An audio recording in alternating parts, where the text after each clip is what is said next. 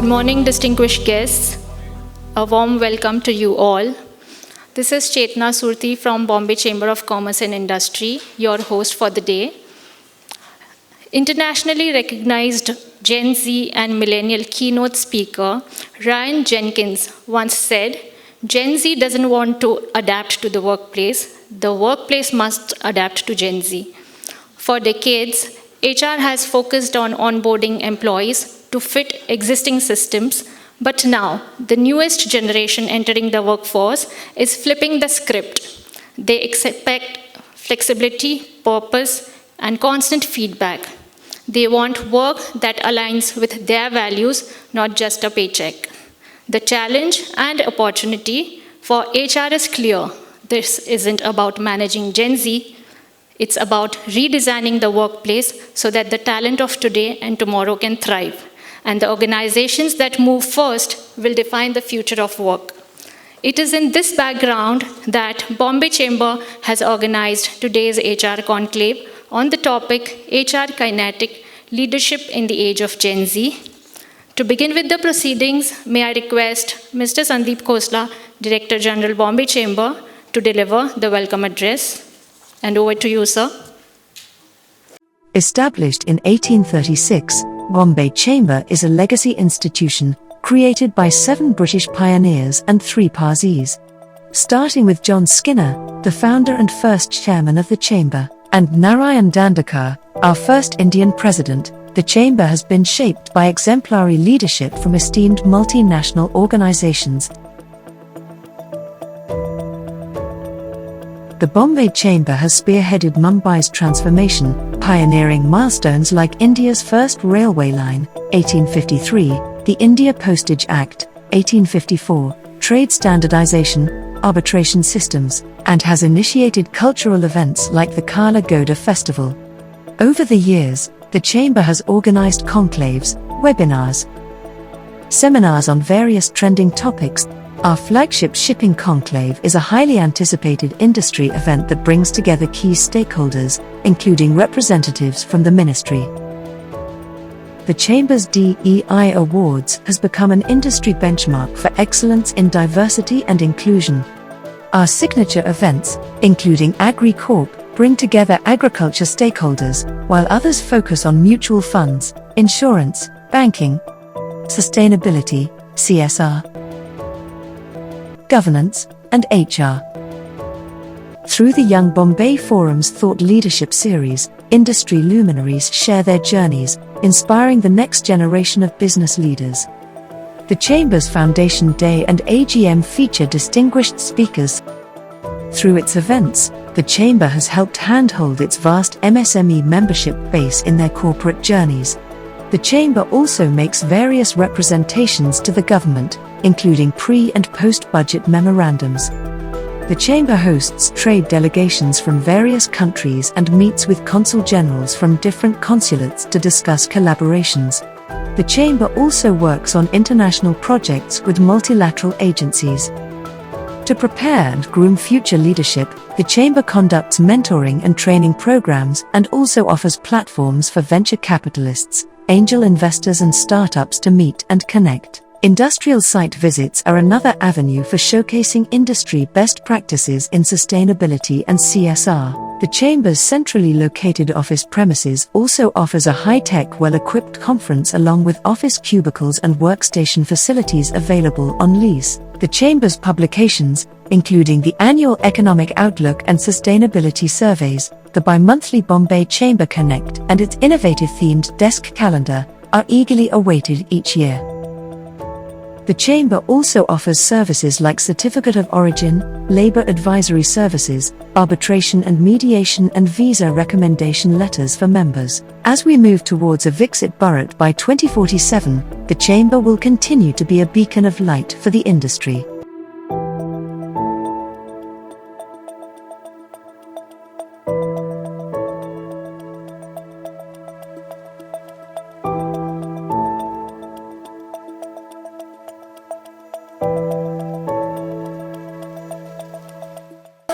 So good morning and a warm welcome to you all.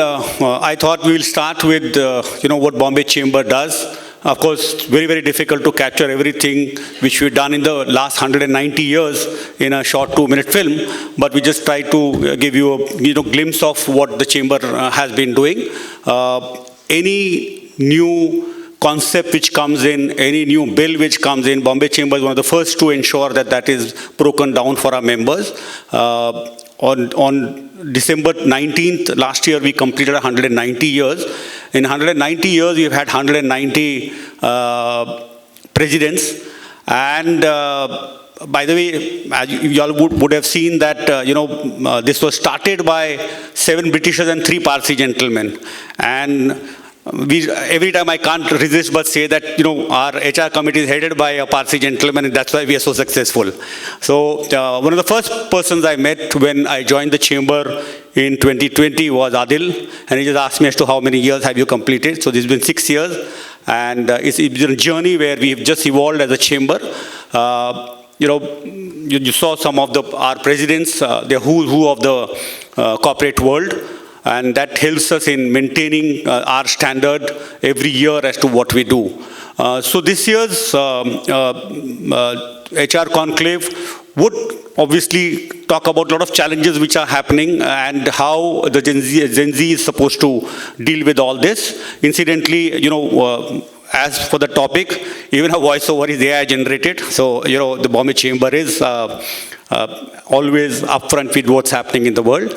So, wish you all a very, very healthy conclave today. And my special thanks to Limassol and RCL for sponsoring this event. And as we go along, we will obviously have a lot of food for thought. So thank you all once again from being here. This side of the town now has lesser traffic because of the coastal road coming up from both sides, but we're still expecting some people to come in. So thank you, and have a lovely day.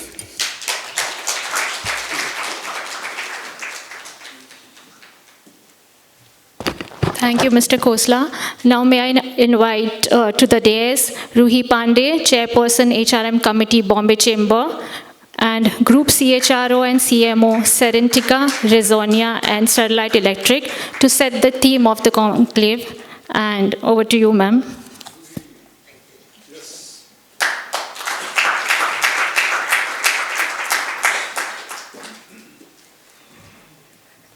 Thank you, everybody. A very, very warm welcome. A very good morning. I'm personally very excited about the next few hours.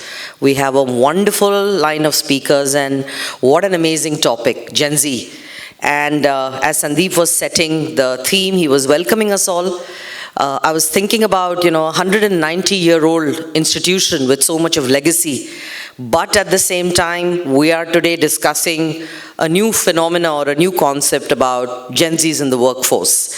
So that's very interesting. I took over as the chairperson of the HRM committee about a year back. Big thanks to Adil for giving me the opportunity. Look forward to doing a lot of interesting work in the field of HR, to add value, to share our insights through various forums. Coincidentally, yesterday, I got a call from 2 people. One, somebody in my organization, and another young entrepreneur who's just started a startup in cybersecurity. Both had the same problems in different ways. One was all about, with the Gen Zs entering the workforce, that leader actually asked me, can we have some training on how do we handle them? And the lady, of course, had some examples of, we've hired a bunch of Gen Zs, a lot of them are leaving, some want a nap in the afternoon, and how should we kind of go around managing all this? And that led me to kind of pen down some of the thoughts. These are all thought starters, open to discussion and open to your views during the course of the day. So I think let me start with a very simple reality that we are all living every day. This is the first time in history that 5 generations are working together. So it's just not about Gen Zs, it's about Gen Zs entering a multi-generational workforce. They are also doing so in a world that is changing faster than any leadership playbook that we have inherited. In one meeting today, you could have a Gen X leader who grew up equating stability with success, a millennial manager who values collaboration and purpose, and at the same time, a Gen Z member who's asking, why does this meeting even need to exist? And what are we all doing here, right? So that's the kind of paradox we are living. This is not a generational conflict problem. I think it's a leadership transition moment for all of us. The World Economic Forum points out that Gen Z is already driving change in multi-generational workplaces, and not by rebellion, but by redefining expectations around transparency, around speed, and around relevance. So the real question for us today is not, how do we manage Gen Z? It is, how do we lead in a world where Gen Zs are setting the pace and AI is rewriting the rules? And that's what we hope to discuss and debate throughout the day. The multi-generational workforce is happening all around us. And let's start by bursting one myth, which I solidly believe in. Every generation when it enters the workforce is always called difficult. Gen X was called cynical, millennials were called entitled, now Gen Z is being called impatient, distracted, and demanding things which perhaps don't exist in the workplace. Research across global and Indian contexts, however, shows something completely different. What truly looks like impatience is actually, for the Gen Zs, a low tolerance for inefficiency. By 2030, Gen Zs are expected to make up more than 30% of the global workforce. In India, studies show that Gen Zs place disproportionate value on meaningful work, flexibility, mental well-being, and continuous learning, sometimes even above compensation. At the same time, older generations are staying longer in the workforce. Your retirement ages are growing, people are coming back as consultants, which means the challenge is not about choosing one generation over another. It is about designing workplaces that work across very different life stages, expectations, and worldviews. So leadership today is no longer about one size fits all or uniformity. It is all about integration. Let's talk about Gen Zs without the labels for a minute. I invite you to think openly. Gen Z is the first generation that has never known a world without smartphones, that entered the workforce during or after a global pandemic, and is starting their careers at the same time as generative AI came into our lives. That combination has truly shaped how they think about work. Multiple studies, which are available to all of us, show that Gen Z seek clarity, they seek frequent feedback, not because they are insecure, but because they are used to real-time information. Gen Zs are deeply comfortable using AI as a learning and productivity partner. Gone are the days when people used to say that irrespective of AI coming in, coaching and counseling will be restricted to humans. That's not the case. I know a lot of Gen Zs who are using AI for counseling, who are using AI for coaching. They found it very unobtrusive and they find it truly unbiased. Gen Zs are deeply comfortable using AI, both for learning and productivity. Gen Zs value authenticity over hierarchy, and they value access and open-door leadership over authority. Interestingly, only a small percentage of Gen Zs actually aspire to traditional leadership titles early on in their career. What they do respect and value is capability, credibility, and choice. This creates a leadership paradox. We want them to show ownership, but we don't always give them agency. Now talking about AI. AI has entered the room and it's not leaving it. AI is already changing how we recruit, assess, learn, and manage performance. Research shows that AI is reducing hiring cycle times, personalizing learning, and enabling a data-driven workforce decisions at scale. But here is the important shift. AI is not automating HR processes. It is meant to reshape the employee experience. And when we introduce AIs, and there is a detailed panel on it, I have often seen people get very insecure. That, is AI going to take over our jobs? Am I still relevant? A lot of questions there. But for Gen Zs, AI is not a threat. It is a tool they trust. Surveys indicate that Gen Zs are using AI for upskilling, counseling, coaching, problem solving, much more than any other generation. This puts HR and leadership at a crossroad. If AI takes away entry-level tasks, how do people learn? If decisions become data-driven, where does judgment sit? And if speed becomes the new norm, how do we preserve the power of reflection and the power of human connect and empathy? Gartner calls it the human-machine leadership challenge, where HR and all people sitting in this room need to balance efficiency with meaning, fairness, and business requirement. So where does this leave us? As HR leaders, business leaders, and cultural carriers, it tells us three things. Leadership is shifting from control to context. People don't need to be told what to do as much as they need to understand why it is important. What is giving my job meaning? What is the purpose of every single thing they are doing at the workplace? HR needs to move from policy to experience redesign. It's just not about benefits and processes. It's all about, can people jump out of bed and say, thank God, it's Monday. Gen Z respects leaders who are curious, adaptive, and willing to be vulnerable, willing to unlearn. AI can give us data, Gen Z is giving us feedback.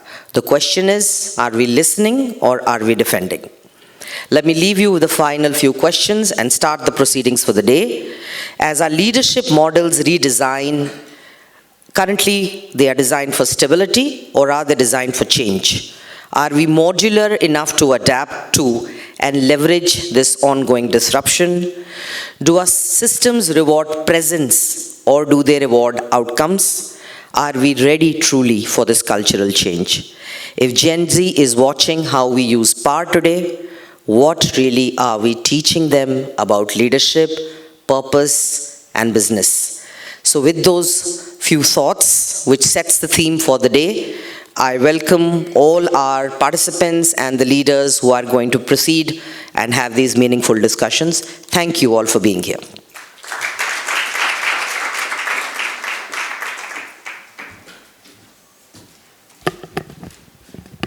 Thank you, ma'am, for the theme setting. Now I invite to the dais the one and only Dr. Adil Malia, Mentor, HRM Committee, Bombay Chamber, and CEO, The Firm, to deliver the keynote address on redefining work culture, how Gen Z is transforming well-being, flexibility, and authenticity at work. And over to you, sir.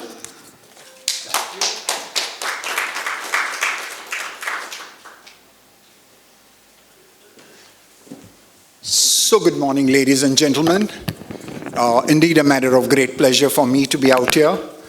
In light of what Ruhi has already discussed with the group, and BCCI wrongly believes that I have some key ideas and therefore people would want to take notes on my ideas, I promise you after the 360 overview that she has given, I am neither left with any keynotes, nor do I have any reason to believe that you will want to take notes on what I have to share with you. But nonetheless, I'll make an attempt. As I was coming up, my friend Sanjay Muthal was telling me that begin the session with some very good Urdu couplet, because that will set the mode. So I hadn't come prepared, but I thought about it, and let me share in the context. Because what Ruhi was talking about, the kind of experiences people are having around, it reminds me of this beautiful quote which says, "Tufan ki kami nahi zindagi mein. Tufan ki kami nahi zindagi mein. Haste hue safar tay karna hoga.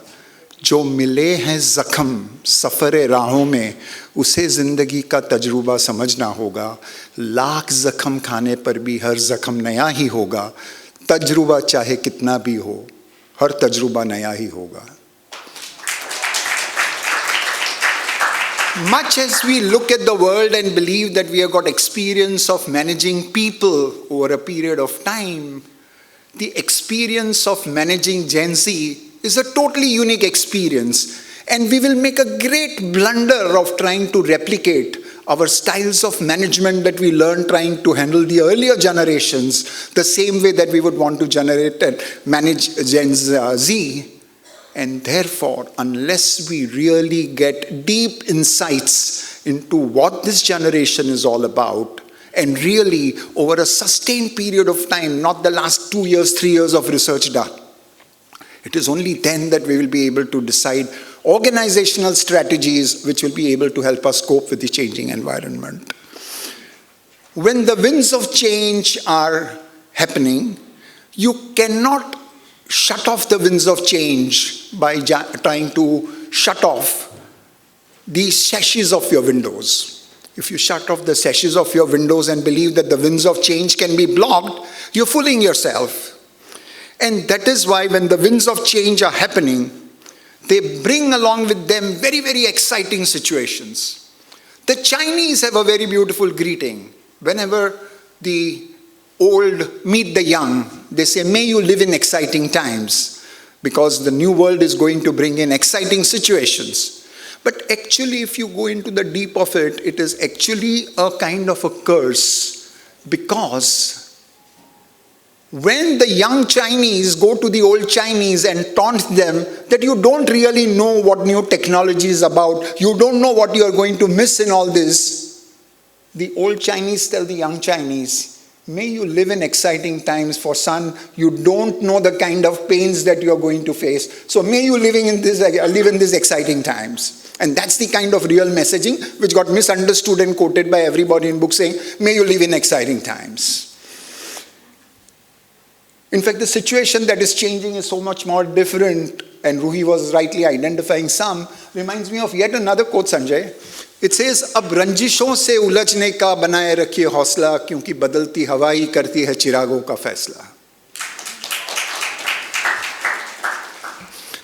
The situation outside is changing in so many ways, multiple numbers of ways, that the real test of the spark is in its ability to continue to sparkle despite the heavy winds of change that are trying to blow it off. And it is in that kind of context where the old generations are finding it so very difficult to survive with the changes in the new generation. And you cannot afford to say forget them, neglect them, avoid them, because sooner than later they are going to be the main generation which is going to forget you, leave you behind, and wonder what they want to do with you.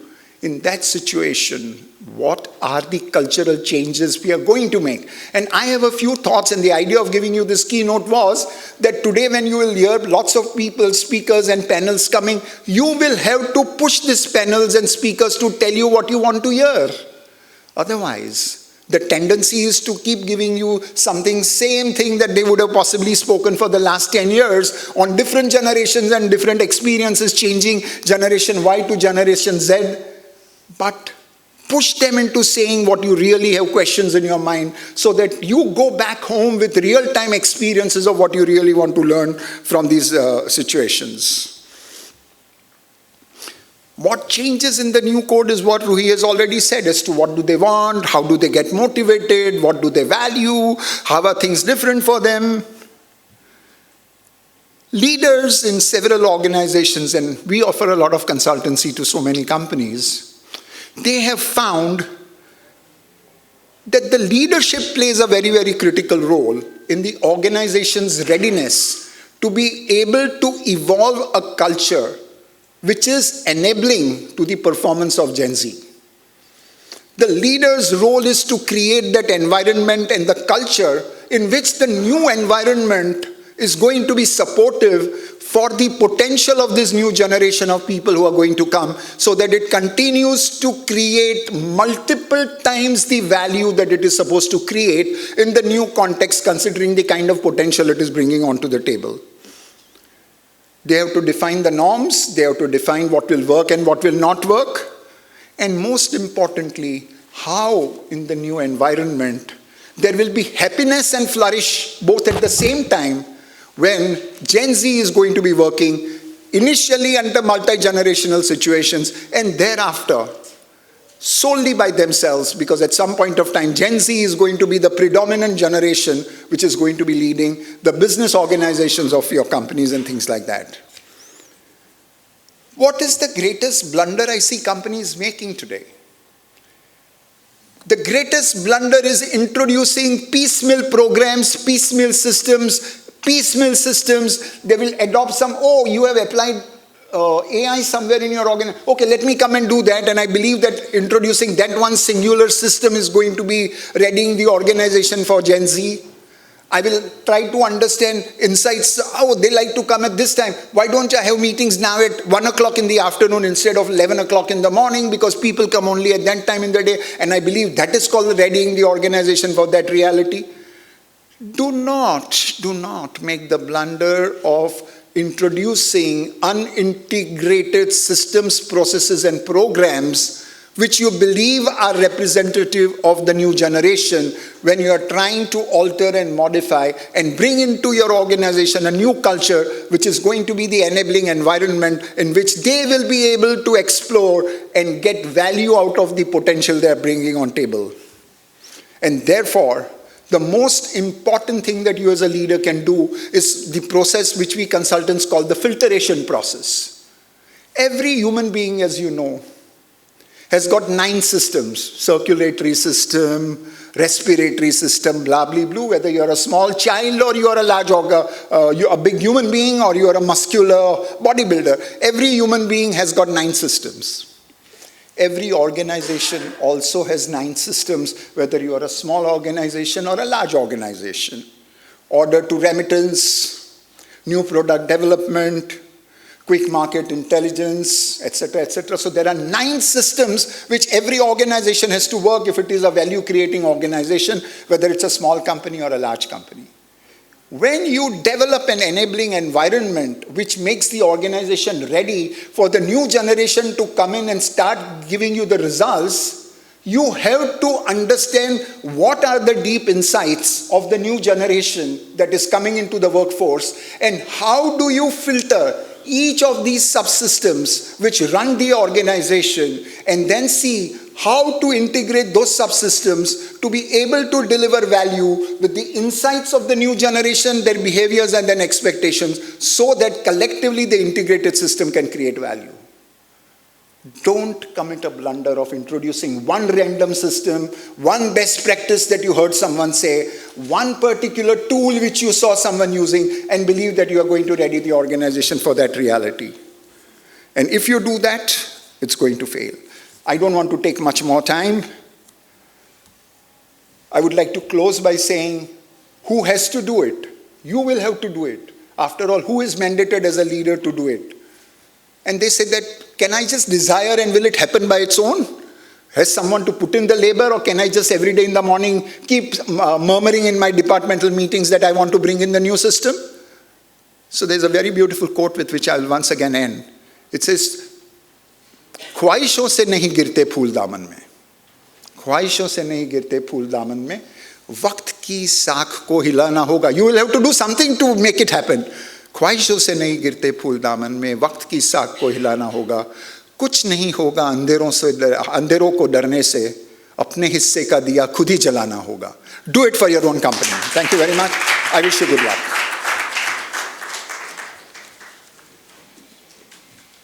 Now you know why I said the one and only Dr. Adil Malia. Thank you for that wonderful speech. May I request Mr. Sandeep Khosla to the dais to present mementos to our speakers. A big round of applause for our esteemed speakers. To Ms. Ruhi Pandey. And to Dr. Adil Malia. I don't need it, it's my system. Now he tells me it's an empty. Ma'am, please be on the dais for a group photo.